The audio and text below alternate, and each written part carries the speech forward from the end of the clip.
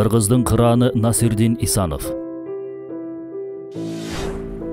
Даракты жыккан балтанын сабы ошол дарактын бутагынан жасалган деген хикая бүгүн Насирдин Исановдун өмүр таржымалын эске салды. Анан аттиң, адам баласы өз тагдырыбызга жана келечегибизге балта чаап жүрө берет экенбиз да, деп ичтен кыңырла түштүм. Ал киши соңку кыргыз тарыхынын залкар инсандарынын бирөөсү болчу.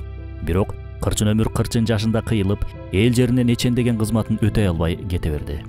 Анда эмесе Кыргыз Республикасынын туңгуч жана унутулгус премьер-министри Насирдин Исановдун бейнеси каналыбызда. Исанов 1943 жылдын ноябрында Ноокат районунун Көкбел айылында жарык дүйнөгө келген. Насирдин Исанов өзүнүн бала чагынан салган чыйыр жолу боюнча өзүм деле айылда малчынын үйүндө чоңойгом. Андыктан айыл турмушун жакшы түшүнөм. Асмандан түшүп алып келген жокпуз. Жылаң аяк жүрүп эле анан окуп эмгектенип ушул жака келип олтурабыз деп эскерет. Жаш жеткинчек мектепти 8-класска чейин айылда окуса, 9-10ду Папанда окуп бүтүргөн. Ошол кезде күн сайын 8 чакырым жол жүрүп мектепке келип кетчү экен. Ошентип жүрүп мектепти ийгиликтүү аяктайт. Жогорку окуу жайды Москвадагы Куйбышев атындагы инженер курулуш институтунда бүтүргөн. Ал окуусунда аракетчил, зирек келип, жалкоолукту жактырчу эмес. Студенттик кездеги курдаштары аны жумшак мүнөз, токтоо, аракетчил болгондугун эскеришет. Анча-мынча ыр жазып койчу да адаты болгон экен. Москвадан билим алып келгенден кийин Кыргызстанга келип курулуш тармагында эмгек жолун баштаган. Ошол жылдардан 1966 жыл болчу. Ал Кыргыз СССР курулуш министрлигине караштуу Ош шаар курулушта прораб участканын начальнигинен баштап курулуш бөлүмүнүн инструкторуна чейин көтөрүлүп барат. Кийин 1970-74 жылдар аралыгында Нарын гидроэнерго курулуш башкармалыгына катчу болуп кызмат өтөгөн. Ошол убакта Нарын дарыясына гидроэлектр станцияларын куруу алкагында долбоор ишке ашырыла баштайт. Аталган долбоор бүткүл союздук мааниге ээ болгон. Андыктан бул маселе боюнча бардык чечимдер Москвадан кабыл алынчу. Дал ошол тараптан 27 жаштагы Насирдин Исанов Токтогул КЭСинин курулушунда иштешкен чоң жамаатка партиялык уюмдун катчысы катары сунушталат. Кийин 77-жылы Токтогул КЭСинин курулушундагы комсомол уюмунун жетекчилигине которулат. Бир сөз менен айтканда, Токтогул КЭСинин курулушунда баштан аяк Насирдин Исановдун эмгеги болгон. Ал ортодо Ош обкомунун биринчи катчысы, андан кийин Кыргыз СССР курулуш министри 1988 жылдан 1990 жылга чейин Ысык көл облустук кеңешинин аткаруу комитетинин төрагасы болуп кызматын улантат. Ысык көл облусунун экономикасын көтөрүүдө да чоң ийгиликтерди жараткан. Курулушту жакшы түшүнгөндүктөн ушул тармакка өзгөчө маани берчү. Ошондо балыкчынын өзүндө эле 2 жылдын ичинде 34 000 чарчы метр турак жай салдырган. Ысык көлдүн экологиясын коргоо боюнча да иш чараларды жүргүзүп, бул жаатты да четтеп өткөн эмес. Көлдүн жээгинен 500 метрге чейинки аралыкта курулуш түшпөсүн деп чечим кабыл алган. 1990 жылдагы президенттик шайлоодо Аскар Акаев менен Насирдин Исанов экинчи турда күч сынашкан. Анда Акаев алдыга озуп чыгып, Исанов вице-президент болгонго жетишкен. Кийин саясатчылар чыныгы атаандаштар катары мамлекет башында чогуу туруп, бирге иштешкен. Кийин Насирдин Исанов 1991 жылдын 22 январында өлкөнүн туңгуч премьер-министри болуп дайындалат. Исановду бул кызматка саясий кырдаал алып келген болчу. Анткени мамлекет өз эркиндигине жетишүүнүн, мамлекеттүүлүктүн түндүгүн көтөрүп, пайдабалын түптөөнүн арапасында турган. Өз алдынча жашоо сыноосу бир гана Кыргызстанда эмес, бизден башка өлкөлөрдү да ойлондуруп турган. Алсак, кошуна Тажикстанда анархиялык хаос башталып, эч кандай мыйзам иштебей турган учур болчу. Бирок Исанов ошол мезгилдин ары жооптуу, ары кооптуу жүгүн аркалап, элди тар тайгак кечүүлөрдөн аман-эсен алып чыгып кеткендердин сап башында болгон. Эгемендүү өлкө болуу кыялы Т. Алымбек датка, Курманжан даткалардан башталып, андан кийин репрессияда курман болгон кыргыз каймактарына чейин, андан өтүп Разаковдун убагына чейин жетип келбеди беле. Ушул кыялдын жана дуанын ишке ашырылуусу Насирдин Исановдун убагына туш келип, өзүнөн мурункулардын жолун татыктуу көрүнүштө улап кете алган. Кантсе да Исановдун Ата Бейит мемориалдык комплексинде саясий койгондуктун курмандыктарынын сөөктөрүн кайрадан жерге бергени бекеринен эмес. Эгемендүү өлкө болгондугубузга карабай, орус бийлигинин моюн турубунан чыга албай жаткан учурда Исанов ошол ишти казып чыккандардын жана ошол долбоордун үстүндө иш алып баргандардын артында бийлик ээси катары тоо болуп туруп берген дешет. Балким ал бир аз эле куркоктук кылып, саясий эркин көрсөтө албай койгондо, учурда өтмүшүбүздү көзгө сая көрсөтүп турган ошол Ата Бейит комплекси ачылбай, топурактын астында калып кетмек. балким. Бийликке келген адамдын негизги милдети да ушул: элин, жерин жана тарыхынын кызыкчылыгын көздөө. Болбосо бийликке келип тааныш билиштеримди, бизнесимди колдоп кубаттайм деген арам ниет менен журт башына келинбейт. Исановдун да жакындары анын ушул мүнөзүн баалап макташкан жайы бар. Алар аны жогорку бийликтин башында туруп өз курдаштарын таанып билгендерин ыксыз көтөрмөлөп, кызматтан кызматка жетелеген эмес, ал адилеттүүлүк принциптерин бекем карманчу деп айтышат. Анын өз эне тилине кылган мамилесинин эле канчалык мекенчил болгондугун баамдасак болот. Бизге эне тилге болгон өзгөчө мамиле эми гана жанданып баштабадыбы? Учурдагы 4-класска чейин жалаң гана кыргыз тилинде окутулсун деген өңдүү иш-чаралар, аракеттер чынында биздин келечекте жок болуп кетүүбүздөн сактап турган мыйзамдар болуп саналат, иншалла. Ошондуктан жесир калган кадындай болуп кечке эле кыңылдап, соц тармактарда нааразы боло бербей, ушул сыяктуу долбоорлордо мамлекетке жардам көрсөтүшүбүз керек. Ооба, Исановдун убагында чогулуш жыйындар жалаң гана кыргыз тилинде өтчү деп эскеришет. Исанов 1-2 орус отурса, ошолордун урматына деп катышуучуларды орусча сүйлөтчү эмес.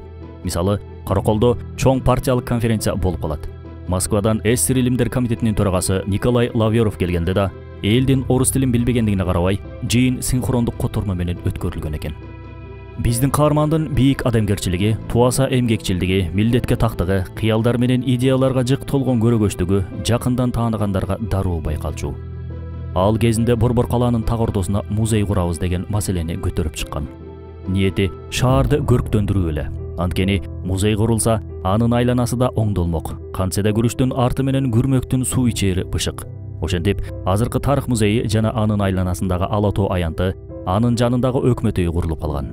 Ага чейин ал жердин ордунда эски куску имараттар турчу дешет. 1990-жылы алтын иштетүү боюнча өткөрүлгөн кеңешмеде өкмөт башчы Насирдин Исанов эри алтын кендерин кыргызстандыктардын өз күчү менен өздөштүрүүсү элибиз үчүн чоң пайдалуу экендигин эскертет. Исановдун тапшырмасы менен эгемендүү Кыргызстанда биринчи болуп тоо кен өнөр жайларын өнүктүрүүдөгү алтын кендерин өздөштүрүүнү тездетүү, товардык алтынды чыгарууну уюштуруу деген аталыш менен өкмөттүк программалык токтом иштелип чыккан.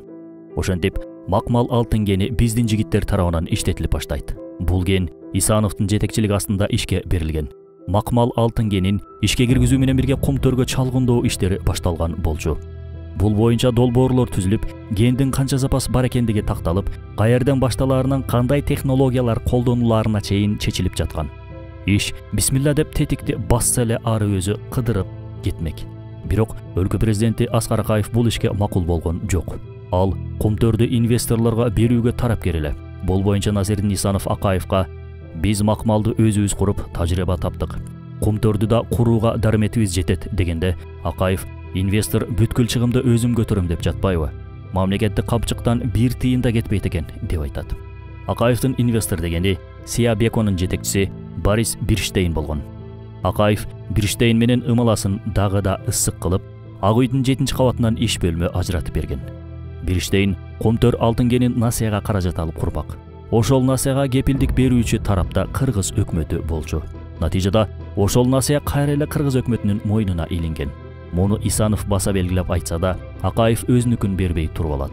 Ошонун артынан эки жетекчинин ортосунда чыр чыккан дешет. Ошол күндөрдө Аскар Акаев жогорку кеңештин жыйынына келип, "Биздин өкмөт кызыл ыртутту аткезчилик менен сыртка чыгарып жатат. Ал аябай кымбат металл. Анын 1 граммынын баасы эле алтындын бир канча килограммына тете" деп Исановдун дарегине негизсиз бир таш ыргытат. Андан 2 күн өтүп, Насирдин Исанов Слово Кыргызстана гезити аркылуу Акаевка жооп кайтарат. Анда кызыл ыртут биздин жаратылышта жок, бирок анын химиялык формуласы бар экендигин химиктер айтып келишет деп айткан болчу. Ошентип, эки жетекчи бир бүтүмгө келише алган жок. Ал кезде Акаев бийликтин бүткүл ыйгарым укуктарын өзүнө ала элек болчу. Кумтөр боюнча келишимге Насирдин Исанов кол койсо гана инвестор өз ишин баштамак.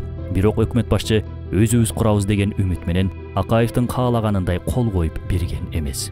Анда Бирштейнде Жалал-Абадтагы кен байлыктарга инвестор кылалы деп, Акаев Бирштейнге Насирдин Исановду кошуп Жалал-Абадка жөнөтөт. Эреже боюнча ал жакка ошол кездеги вице-премьер-министр Ян Фишер бармак. Бирок Акаев өзүңүз эле барып келбесеңиз болбойт деп ары суранып, ары буйрук берип атып, узаткан экен. Насирдин Исановдун жубайы бул боюнча ошол күнү ал ыстмалап ооруп жаткан. бирок Акаевдин кыз тоосунан улам айла жок кеткен эле деп эскерет. Ошол болуп Насирдин Исанов Жалал-Абаддагы кен байлыктарды бир иштегенге көрсөткөнү ала бара жаткан кезде Кочкор Атада автокырсыкка учурап каза табат. Расмий маалымат анын автокырсыктан каза тапкандыгын айтат. Бирок маселеге Акаев менен бир иштейиндин атайын уюштурган иши катары карашкандар арбын. Анткени алтын маселеси алтындай болгон көптөгөн башты жегени баарына белгилүү. Алтынды алса да, алтындай болгон өмүрдү алышпаса эмне? Насирдин Исановдун өзү эле кыргыз эли үчүн кум төрдөн алдаганча маанилүү киши болчу. Ал тирүү болгондо балким чаткалдагы алтын кендери да өзүбүздүн колдо калмак. Ким билсин? Исановдун өлүмүнөн кийин Акаев менен бир иштейиндин алдында эч кандай тосук калган жок. Тосук калбагандан кийин Исановдун даярдаган бүткүл эмгектери бир буйрук менен бир иштейинге өткөрүлүп берилген. Насирдин Исанов кичимекени Көкпелге акыркы жолу өлүмүнөн 1 ай мурун барган экен. Көкпел айылы аты айтып тургандай ашуудагы айыл болгондуктан суу чыкчу эмес. Өкмөт башчы бул боюнча кыштактын күнчыгыш тарабындагы Акбура дарыясынан суу чыгарса боло тургандыгын айтып, жакын арада бул долбоорду ишке ашыраарын убадалап, элди бир кубандырган эле. Тилекке каршы андан көп өтпөй Көкпел айылынын эли суга суулуу болмок түгүл, өздөрүнүн тиреги болгон адамынан айрылып калган. Акаев Насирдин Исановду күйгөн сүйгөн киши болуп көчөлөргө ал жашаган айыл өкмөткө чейин атын берип, бирок автокырсыктын себебин изилдеткен эмес. Болбосо бул кырсыктан суроолуу толтура түйүндөр бар болчу. Автокырсык учурунда унаада 4 киши болсо, эч кимисе эч нерсе болгон эмес. Бир гана Насирдин Исанов көз жумган. Анын жанындагы бир иштейинден окуя боюнча сураганда эч ким болгон жок. Маселе ошол бойдон жабылган. Исановдун табытын гробко салып, Көкпел айылына алып барышат. Айылдагы аксакалдар алып баргандар каршы чыкканына карабай, өзүбүз эле мусулманча жууп кепиндеп анан коебуз деп болбой гробту ачтырып, мусулманча жууп кепиндеп анан жерге беришет. Ошол кезде Исановдун мойну сынып калган сыяктуу токтобой эле ылдый карай шылкылдап салаңдай бергенин жаназага катышкан айылдаштары ушул күнгө чейин айтып келишет. Ким билсин, балким бул жерде да кандайдыр бир сырлар жаткандыр.